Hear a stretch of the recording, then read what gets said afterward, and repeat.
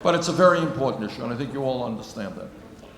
Over the last 30, 40 years, we have had trade policies in this country written by corporate America. And what they have been designed to do is to allow companies to shut down plants in Vermont, in Wisconsin, and all over this country because they don't want to pay workers here $15, $20, $25 an hour. They don't want to pay them a living wage. They don't want to protect environmental rules. They don't want to deal with unions. They'd rather move to Mexico or China, pay people pennies an hour.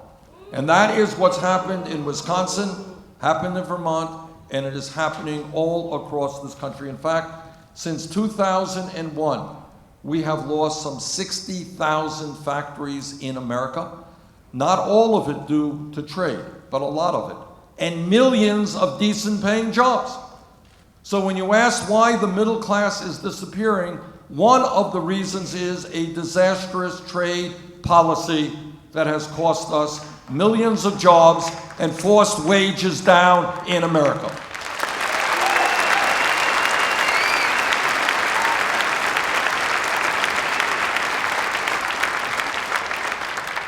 Let me just give you a few examples of trade policies' impact on the state of Wisconsin. 2008, General Motors shut down its manufacturing plant in Janesville, destroying thousands of decent-paying jobs, and moved to Mexico, where workers there are paid a fraction of the wages that are paid here. In 1996, Johnson Controls shut down its Bruce City valve plant in Milwaukee and moved to Mexico, where they pay workers 72 cents an hour.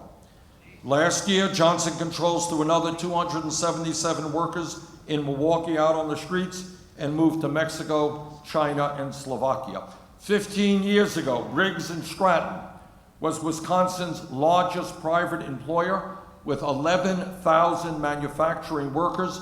Today, it only has 2,500 workers in Wisconsin after it moved plants to Mexico and China. Master Lock and Tower Automotive now employs more workers in Mexico than in Wisconsin.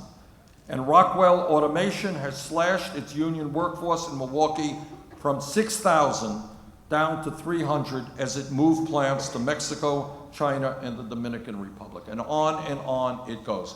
We're talking over a period of years of the loss of tens of thousands of good paying jobs here in Wisconsin, millions of jobs throughout this country.